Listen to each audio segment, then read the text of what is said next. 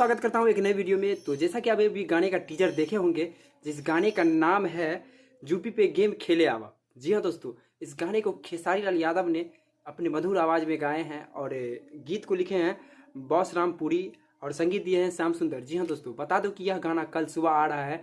जैसे आप ludo game खेलते होंगे, अब उसी तरह का एक गाना भी सुनने को मिलेगा, जिस गाने का नाम है यूपी पे गेम खेले आवा। जी हाँ दोस्तों, कल सुबह आ रहा है यह गाना सुबह में, और आदिशक्ति फिल्म से आ रहा है।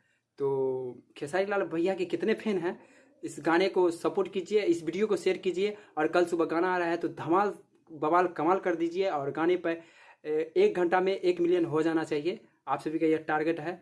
तो बवाल कीजिए, मिलते हैं कल सुबह, तब तक के लिए जय हिंद जय भारत।